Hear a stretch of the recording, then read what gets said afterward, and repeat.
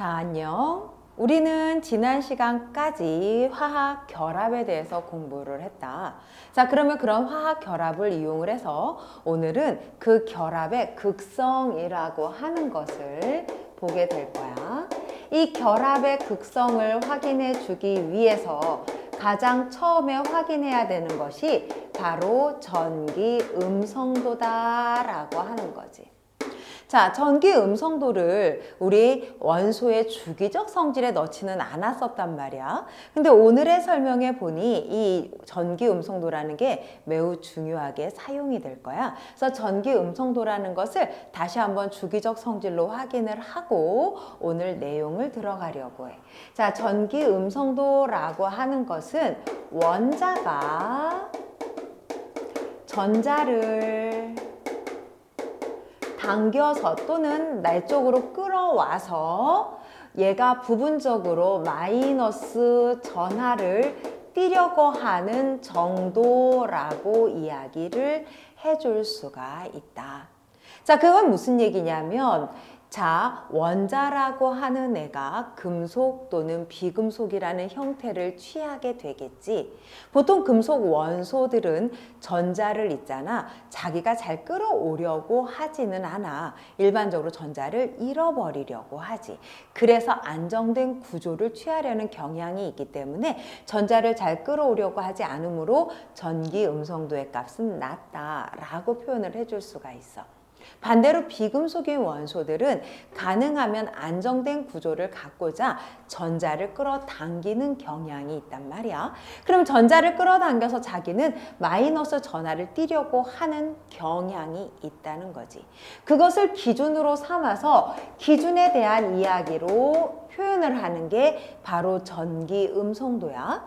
그럼 전기 음성도의 가장 기준이 삼는 건 누구냐? 바로 플루오린이 되고 플루오린의 값을 얼마? 4.02라고 정해주고 얘가 바로 가장 전기 음성도가 큰 원소라고 이야기를 해주는 거야. 그럼 선생님, 이것보다 이 플루오린은 17쪽이잖아요. 18쪽의 원소도 있지 않나요? 라고 물어볼 수 있지 않을까? 하지만 18쪽의 원소는 우리가 안정된 옥텟으로 인해서 전자를 얻거나 잃어버리지 않는다는 거지. 그래서 전자를 끌어당겨 굳이 마이너스 전하를 띠려는 경향이 없다. 그러므로 우리는 18쪽에 해당하는 비활성 기체는 제외하고 전기 음성도를 따져주게 되는 거야. 자, 그러면 전기 음성도를 보기 위해 우리가 주기율표에다가 얘네들의 경향성을 한번 체크를 해보자. 첫 번째, 같은 주기에서 원자 번호가 커지면, 그럼 원자 번호가 커지면 어떤 특징을 가지고 있느냐? 결정적으로 원자 번호가 커지면 전자 껍질의 수는 변동이 없단 말이야. 왜? 같은 주기니까. 근데 무엇이 증가해? 플러스라고 하는 원자 번호, 즉 양성자 수가 증가를 하면서 증가하는 것은 바로 유효 핵 전하가 증가를 하게 되지. 그럼 유효 핵 전하량이 증가를 하면 어떻게 되겠어? 조금씩 전자를 끌어당겨 오게 되잖아. 그래서 원자 반지름이 작아지게 되는 거야. 그러면 아하, 내가 아직 옥텟을 이루지 못했는데 이렇게 원자 반지름이 작아지면서 전자를 끌어당기는 힘이 좋으니 우리는 전기 음성도의 값도 커지겠구나 라고 이야기를 하고 비활성 기체인 18쪽을 제외를 하고 나면 어떻게 되겠어? 플루오린의 값이 가장 크다라고 표현을 하는 거지. 자, 그러면 두 번째, 내려오면서 같은 족에서는 이라고 부를 수가 있겠네. 원자 번호가 커지면 그러면 우리는 전자 껍질의 수가 증가를 하게 되고 껍질의 수가 증가하게 되면 원자 반지름이 오히려 커지는 것을 볼 수가 있다. 그럼 원자 반지름이 커지면 그만큼 멀리서 전자를 가져와야 하기 때문에 전자를 당기는 힘이 약해지게 되겠지. 그래서 우리는 전기 음성도가 작아진다라고 이야기를 하는 거야. 그래서 이렇게 전기 음성도라고 하는 게 나오게 된다. 그러면 이런 전기 음성도라고 하는 걸 갖고 나는 이제 무엇을 확인하고 싶냐면 이것을 이용을 해서 결합의 극성이라는 걸 확인을 한번 해볼 거야. 예를 들어서 전기 음성도 차이가 아예 0이다. 무슨 뜻일까? 전기 음성도 차이가 0이 됐다라고 하는 것은 그것만큼 서로 같은 원소로 결합을 했다라는 뜻이 되겠지. 그러다 보니까 같은 원소들끼리 결합을 한, 같은 원자들끼리 결합을 한 결합 구조이겠구나 라고 얘기를 해줄 수가 있어. 또 전기 음성도의 차이가 커진다 라고 하면 무엇을 이야기할 수 있냐면 그만큼 금속과 비금속 사이에 멀리 떨어진 애들이 결합을 했다라고 볼 수가 있단 말이야. 그래서 우리가 결합의 종류를 나누면서 볼 수가 있다는 거지. 자, 결합의 극성으로 내가 첫 번째 보고 싶은 것은 무엇이냐면 일단 공유결합 안에서 라고 비교를 해보고 싶어. 공유결합이라고 하는 것은 비금속과 비금속 사이에 전자를 공유하면서 하는 결합이잖아. 이러한 공유결합 안에는 일명 무극성 공유결합이라고 하는 게 있단 말이야. 서로 극을 띠지 않고 하는 공유결합이라고 하니 서로 극이 없다라는 건 어느 한쪽으로 전자를 빼앗기지 않았다는 뜻이겠지? 바로 전기 음성도 차이가 0인 경우라고 불러줄 수가 있다. 우리는 이런 경우 무극성 공유결합 또는 같은 원소끼리 이루어진 공유결합이라고 부를 수 있어. 두 번째, 극성 공유결합이라고 부를 수 있단 말이야. 극을 이루었다는 건 무슨 뜻이겠어? 어느 한쪽으로 전자를 당겨갔기 때문에 전자가 당겨진 부분은 전자로 인해 마이너스를, 전자를 잃은 쪽은 그 잃은 것으로 인해 플러스라는 극을 띠게 되었다라고 하니 여기는 바로 전기 음성도의 차이가 조금 나타난 부분이구나 라고 얘기를 할 수가 있어. 근데 이 차이라는 게 내가 여기서 약간 나타났어 라고 말을 했단 말이야. 그럼 이 차이가 약간이 아니라 많이 나타나면 어떻게 돼? 라고 물어볼 수도 있지 않을까? 전기 음성도 차이가 많이 나타났다라고 하는 것은 결국은 가장 멀리 떨어져 있는 애들끼리 결합을 한다라는 예를 들 수가 있잖아. 그 얘기는 금속과 비금속 사이에서 결합을 하게 되었네 라는 뜻이 되기 때문에 일명 이온 결합이라는 형태로 우리는 나누어 줄 수가 있다. 여기까지 이해가 됐어? 그러므로 전기 음성도라고 하는 것이 매우 중요하게 되는 거야. 다시 한번 얘기할게. 전기 음성도라고 하는 건 전자를 끌어당겨서 내가 마이너스 전하를 띠려고 하는 경향.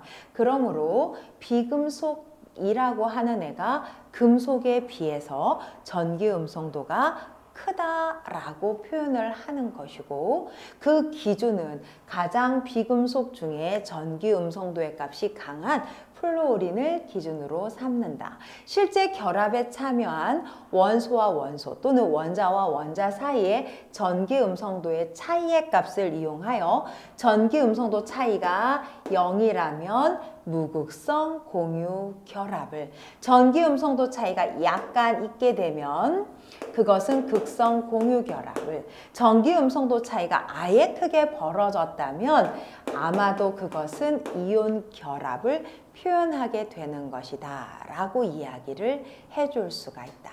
그러면 이번엔 세 번째 무엇을 이야기할 거냐? 쌍극자라고 하는 이야기를 한번 해보자. 분자가 결합을 했는데 그 결합돼서 만들어진 분자의 크기가 지금 내가 그림을 그려놓은 것처럼 한쪽은 조금 작고 한쪽은 조금 크게 된 거야. 그러면 우리는 어떻게 되니? 어느 한쪽이 그럼 둘이 같은 원자, 원소는 아니니까 서로 다른 원자, 원소가 결합을 하면 전기 음성도 차이에 의해서 한쪽은 부분적인 마이너스 전하를, 한쪽은 플러스 전하를 띠게 되는 현상을 보이게 된다. 바로 쌍극자라고 하는 것, 분자 구조 안에서 극을 띠게 되었는가 라고 하는 거지. 자, 왜 쌍극자겠어? 바로 한쪽이 마이너스가 되면 다른 한쪽은 플러스가 되면서 꼭 극이 두 종류로 나누어지기 때문일 거야. 우리는 이렇게 쌍극자의 상태로 극을 가지게 되는 형태를 뭐라고 부르냐면 바로 쌍극자 모멘트라고 불러주는 거지. 쌍극자의 상태일 거야. 그러면 이런 쌍극자의 모멘트는 기호가 어떻게 될까? 바로 이렇게 뮤라고 하는 기호를 사용해 준다. 그러면 쌍극자 모멘트의 크기의 값은 어떨까? 가능하면 멀리 떨어져 있어서 그 반지름의 크기가 더 크고 간격이 멀리 떨어져 있을수록 어떻게 되겠어? 한쪽으로 빼앗겨 버리면 다른 한쪽이 반대의 극인 플러스를 띠게 될 수가 있겠지. 그래서 거리와 그 다음에 한쪽에서 전자를 잡아당길 수 있는 전하량, 즉 그래서 실제적으로 전하량이 얼마가 형성이 됐느냐에 따라 결정이 될 거야. 그래서 전하량과 두 원자의 핵간 거리로 이 쌍극자 모멘트의 크기를 표시해 줍니다. 자, 그런데 이런 쌍극자라고 하는 것은 어떻게 표시를 해줄까? 예를 들어서 플루오린과 수소 HF가 결합을 되었다. 그러면 수소에 있는 전자를 플루오린이 끌고 오겠네. 이것이 바로 쌍극자 모멘트의 표현이 되는 거야. 그래서 전기 음성도가 플루오린이 크다. 그래서 플루오린이 부분적으로 마이너스, 수소가 부분적으로 플러스 그 전하를 띠게 된다라고 표현을 해. 하나 더 예를 들어보자. 예를 들어 H2O다라고 하면 어떻게 표시를 하겠니? 역시 전기 음성도의 값이 산소가 크겠지. 그래서 수소의 전자를 산소 쪽으로, 수소의 전자를 산소 쪽으로 끌어오게 된다라고 얘기를 할 거야.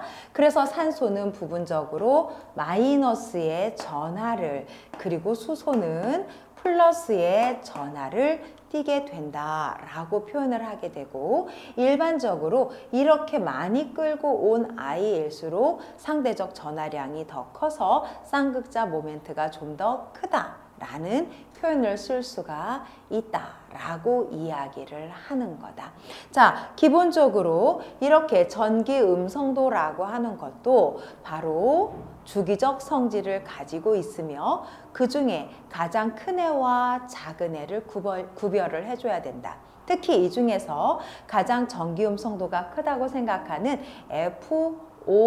FON이라고 하는 이 원소가 수소와 지금처럼 결합을 한 경우는 굉장히 쌍극자 모멘트의 값이 커지겠지? 이렇게 큰 값을 가진 상태로 옆에 있는 다른 분자와 결합을 하는 걸 우리는 수소 결합이라고 부르고, 분자 사이의 결합 중 가장 강한 결합이다 라고도 해줍니다.